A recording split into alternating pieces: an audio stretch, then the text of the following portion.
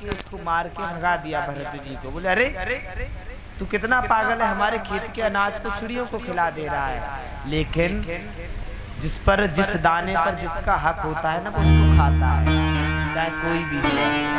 अब मेरा दाना लिखा हुआ था ना जगदीश चौबे जी के घर पर, इसीलिए आज खा रहे हैं। और क्या कहीं रह गया होगा बा जन्म में हमारा, तो आज इस जन्म में लेने चले आए। तो मेरे प्यारे क्या हुआ कि उनको उनके भाइयों ने मार के भगा दिया भरत जी को कि जाओ तुम तो जड़ भरत हो, बिल्कुल किसी काम के ना काज के, दुश्मन अनाज के, चलो भागो यहाँ से। उनको भगा दिया गया। लेकिन वो इंसान इतना सरल था, प्रभु के गुणगान के लिए इतना सरल कि उसको इस संसार की माया से मतलब नहीं था। क्योंकि उसके पिता ने उसको पढ़ाने के लिए किया लेकिन नहीं पढ़ा, विवाह के लिए किया लेकिन वो विवाह नहीं किया।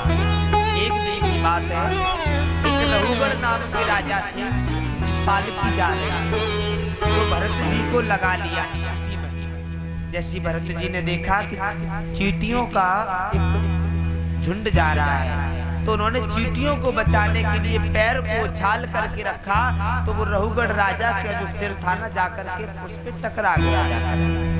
रघुगढ़ राजा क्रोध में आकर के एकदम बोला कौन है, इतना कह करके उसने बाहर निकल के आया और बाहर निकल के उसने तुरंत भरत जी के गर्दन पर आकर तलवार को रख लिया। उसको ये नहीं पता ये कौन है। जैसी तलवार को रखा तो तुरंत ही क्या कहने लगे जड़ भरत जी, अहम पुरा भरतो नाम राजा विमुक्तम शिरायावन्यः आराधनम भगवते मायो ब्रह्मो भयं नवशंकार्थान। उन्होंने क्या कहा कि अहम पुरा भरतो नाम राजा, मैं पुरा भरतो नाम के राजा भरत हूँ, मैं ऋषभ देव जी का पुत्र। मेरी संगत कैसी थी, अहम मृगो भयम मृग संगार तत्थ, मेरा मृग के साथ संग करने से मृग बन गया। फिर मेरा प्रभु का ऐसा ध्यान लगाया कि मरने के बाद में फिर पुनः ब्राह्मण घर में जन्म ले लिया। इतना जैसे ही कहा रघुगढ़ राजा का वो हाथ से खड़क छूट गया और तुरंत ही उन्होंने पैर पकड़ लिए और क्या कहने लगे, अहो अनीसाव के मुगारे भोवनम कृष्णायेशा मिनो वन्यो हे जन्यो लवम कृपा भारत जिन्ने मुकंदो स्प्राहे हरे। बोले मुझे माफ कर दीजिए, मैंने पहचाना नहीं आपको, आप तो स्वयं जड़, आप ऋषभ देव जी के पुत्र हैं, आपको मैंने पहचाना नहीं, माफ करिए। इतना कह करके मेरे प्यारे एक बात आपको बताना चाहूं मैं, हमारे भारत में 3 भरत हुए हैं, एक दुष्यंत पुत्र भरत, एक केकई पुत्र भरत, एक ऋषभदेव पुत्र भरत, जिनके नाम से ही हमारे भारत का नाम भारत रखा गया है। और भारत का अर्थ होता है, ये एक बात सोचो, राम जी ने विदेश में जन्म क्यों नहीं लिया, भारत में ही क्यों लिया। ठाकुर जी ने अमेरिका में जन्म क्यों नहीं लिया, भारत में ही क्यों लिया। जितने संत हुए उन्होंने भारत में ही क्यों हुए, जितने ऋषि हुए उन्होंने भारत में ही क्यों हुए, जितने देवी देवता हुए वो भारत में ही क्यों हुए। इसलिए क्योंकि भारत का अर्थ ही इतना आनंद मंगल है। भा माने होता है अध्यात्म, यानी जो हम अध्यात्म की बात कर रहे हैं। भा माने होता है अध्यात्म और रत माने होता है डूबना। जो अध्यात्म में डूबा हुआ हो उसे ही हम भारत कहते हैं। उसी प्रकार से आइए बड़े भाव से, जिस प्रकार से देश की रक्षा, हमारे भारत देश की रक्षा वो वीर सिपाही कर रहे हैं, फौजी कर रहे हैं, उसी भारत के अंदर बैठ करके हम निश्चिंत होकर के कथा श्रवण कर रहे हैं। आइए उन देश के फौजियों के नाम 2 गीत गुनगुनाते हैं बड़े भाव से।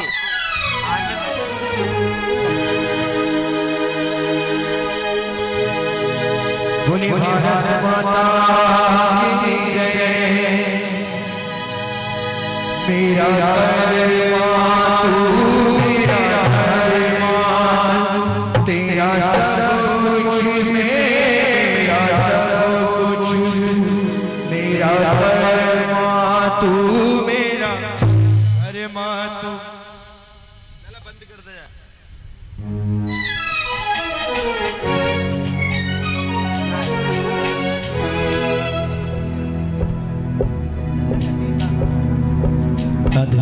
जय बंद कर दे से यार। नहीं हो रहा कोई बात नहीं, चलो। बोलिए भारत माता की। इस प्रकार से हमारे देश का नाम भारत रखा। अब एक दिन की बात है, राजा परीक्षित ने सुखदेव भगवान से कहा कि हे सुखदेव भगवान, ये बताइए, अगर कोई जीव पूरे जीवन पर्यंत अगर पाप करता रहे और अंत में आकर के प्रभु का नाम ले ले, क्या उसको भी भगवान तार देता है? ए मानवा पाप क्रस्तु सर्वदा, ए मानवा पाप क्रस्तु सर्वदा, जो जीव जीवन पर्यंत पाप करे तब भी वो भगवान का नाम लेकर के कर सकता है। हाँ। बोले कैसे? सुनो, एक अजामिल नाम का ब्राह्मण था जो बहुत वेद पाठी था। उसने एक वैश्या का संग किया और वैश्या का संग करने के बाद वो नरभक्षी हो गया, मदरा पान करने लगा, द्यूत खेलने लगा, हर प्रकार से वो एक नरभक्षी के समान हो गया, एक राक्षस हो गया। एक बार उसके यहाँ संत आए, संतों ने आकर के उसके यहाँ डेरा डाला। संतों ने कहा कि बेटा मुझे दक्षिणा दीजिए। बोले दक्षिणा? कैसी दक्षिणा? बोले दक्षिणा ये मुझे चाहिए कि आपकी पत्नी के गर्भ में पल रहे बच्चे का नाम नारायण रख लेना, मेरी यही कुछ दक्षिणा होगी। इतना कहकर के वो संत भगवान चले जाते हैं। क्या रख लेना पुत्र का नाम? नारायण। लेकिन आजकल बच्चों का नाम कैसे रखा जाता है पता है? आजकल के बच्चों का नाम रखा जाता है बंटी। बन माने एक, टी माने चाय, यानी एक चाय। टी टू, टी माने चाय, टू माने दो चाय। पप्पू, वो बड़े हो गए अभी तक पप्पू ही है। लल्लू, वो बड़े हो गए अभी तक लल्लू ही है। वो ऐसे नाम रखे जाते हैं। अब एक हमारी कथा चल रही थी मुंबई के नाला सुपारा में, इस्लाम कंपाउंड में बहुत विशाल कथा चल रही थी। वहाँ के विधायक जी करा रहे थे, अवस्थी जी। तो क्या हुआ, वहाँ के मल्होत्रा जी की मैया आई। वहाँ मल्होत्रा होते हैं गुप्ता, आई, बोली कि अरे गुरुजी हमारे घर पे चलिए। मैंने चलो मैया हम चलते हैं घरे। करीब में ही घर था, घर में गए। बोले गुरुजी ये हमारी छोटी बहू है। उसने पैर छुए, मैंने की सौभाग्यवती हो। अभी ये बड़ी है, वो भी सौभाग्यवती हो, नाती है, बनती है, बेटा सब दिखा दिया। बोले एक रह गई है जो मेरे हृदय की कड़का है, जो मैं उससे बहुत प्यार करती हूँ, अपने पास सुलाती हूँ, अपने पास सब कुछ करती हूँ। मैंने की होगी नातिन वगैरह होगी कोई। मैंने कहाँ है अम्मा? ओ मैया कहाँ पर है? बोले अभी आती होगी। उन्होंने आवाज दिया, अरे नैन्सी, ओ नैन्सी। तो पता है मैंने क्या देखा? जीना की तरफ से, सीढ़ियों की तरफ से एक कुत्ते का बच्चा आ रहा है, छोटा सा। आ गई हमारी नैन्सी, आ गई।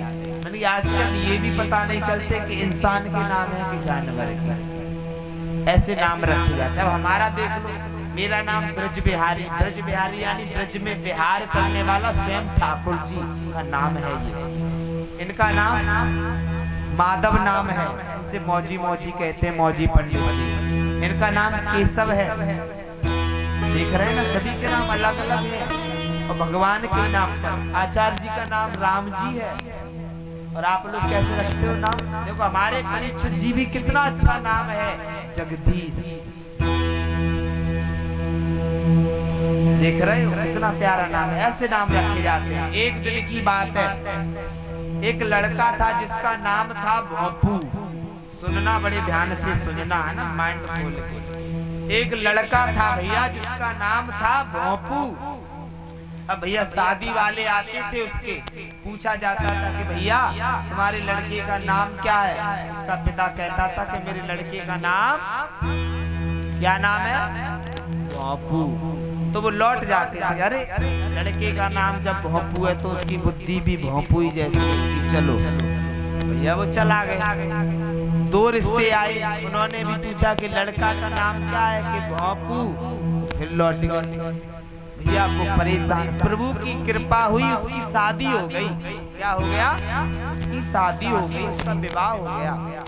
एक दिन की बात, विदा होकर के जब बिटिया घर जाती है तो बहनों से मिलती है, चौथी चल के जाती है। तो बहनों ने तुरंत ही बहन को पकड़ लिया। कहा दीदी जीजा जी का नाम क्या है, मैं तनिक बता दो। अब वो कैसे बता दे कि अरे बेटी तेरे जीजा का नाम क्या है,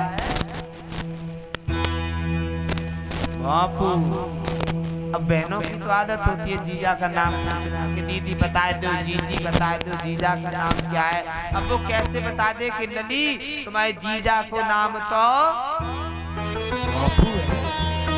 अब वो परेशान हो गए, बोली घर जाएंगे और उनसे हम कहेंगे नाम ढूंढ के लाओ अच्छा सा। वो जैसे ही घर गई अपने पति से बोली क्या सुनते हो जी, बाजार जाओ और बाजार में जाकर के कोई अच्छा सा नाम ढूंढ करके लाओ। ये भोंपू नाम अच्छा नहीं लगता है आपका। भैया वो गया। जैसे ही वो गया तो एक लोग जानवर को काट रहा था। जानवर को काटते हुए देखा, उसने कहा भैया तुम्हारा नाम क्या है। तो वो जानवर काटने वाला बोला कि मेरा नाम दयाराम है। बोले हैं दयाराम, जानवर भी काट रहे हो दयाराम भी है कि हाँ। फिर आगे चला तो जैसे ही आगे जाकर के देखा कि एक मंदिर के बाहर एक बाबा बैठे हुए थे। उन बाबा से पूछा, वो भीख मांग रहे थे भीख। बोले बाबा तुम्हारा नाम क्या है। बाबा अकड़ के बोले कि मेरा नाम है धनपति। धनपति फिर जैसे ही आगे चले तो चौराया आया, चौराहे से अर्थी जा रही थी।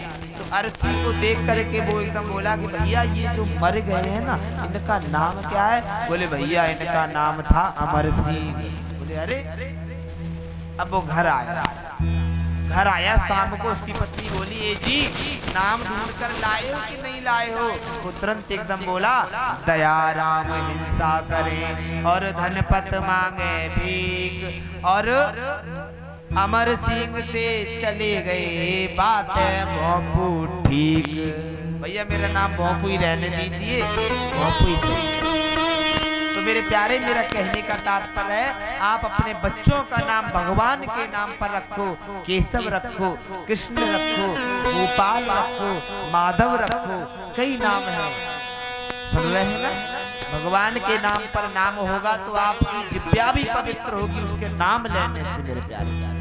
तो उसी प्रकार से जब अजामिल की मृत्यु होने को आई तो वो अपने बच्चे का नाम ले रहा था नारायण नारायण नारायण। जैसे नाम को पुकारा तो क्या हुआ मेरे प्यारे, नाम को पुकारते हुए के बच्चे से बोला कि बचाओ बचाओ नारायण बचाओ।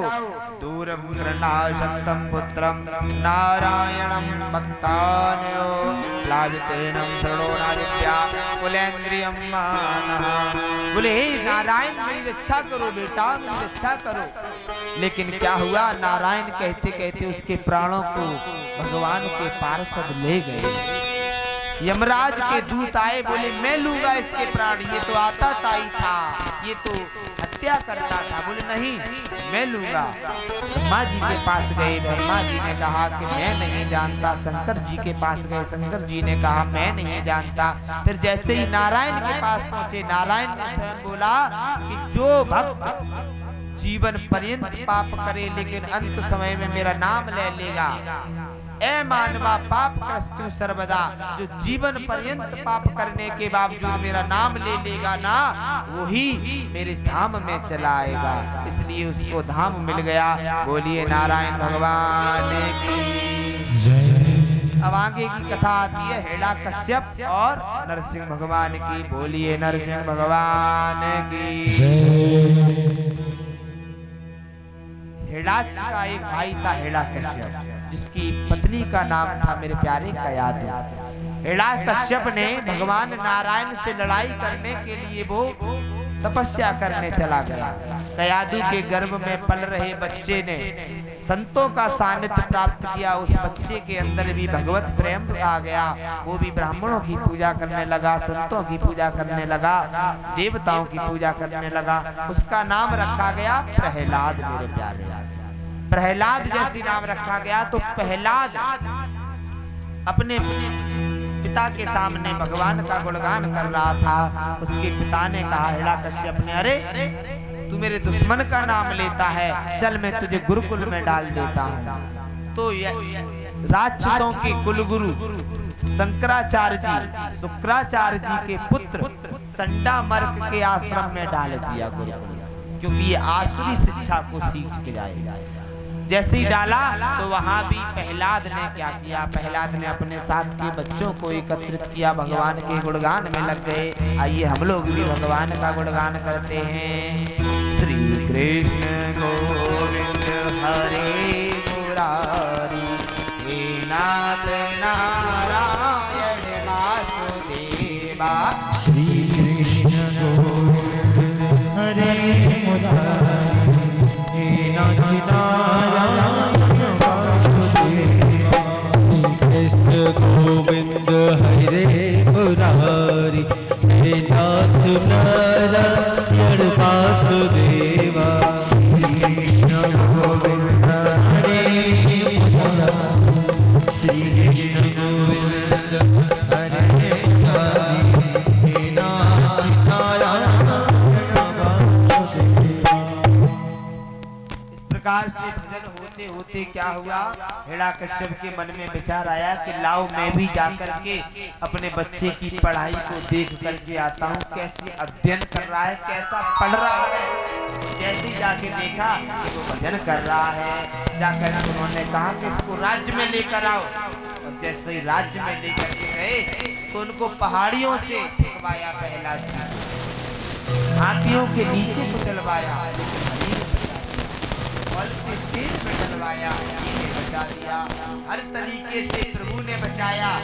अंत में क्या हुआ, अंत में उन्होंने अपनी बहन को बुलाया कि अरे होलिका, ऐसे ऐसे हमारे बच्चे को तुम्हें जलाना, ये मेरे दुश्मन का नाम लेता है। जैसे ये बात कही तो दुश्मन का नाम लेने की जगह वो होलिका मैया ने अपनी गोद में उठा लिया।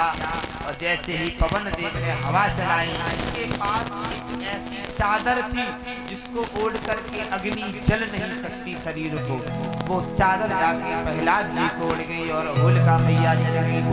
होलिका मैया की जय। प्रहलाद जी फिर लग गए भजन में, बड़े आनंद से भजन करने लगे। देखिए आप लोगों के बीच में भी प्रहलाद जी आ रहे हैं। प्रहलाद जी भजन करते करते क्या हुआ मेरे प्यारे, हिरण्यकश्यप को पता चल गया। हाँ, हिरण्यकश्यप को पता चल गया।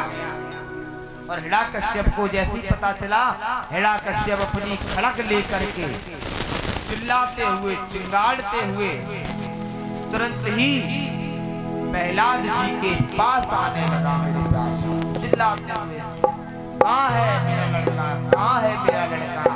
और बड़े भाव से प्रहलाद जी लगे हुए हैं। बोले बांके बिहारी लाल की जय। हिरण्यकश्यप इसकी आवाज सुन करके, प्रहलाद जी की आवाज सुन करके खड़ग लेकर के चला आ रहा है।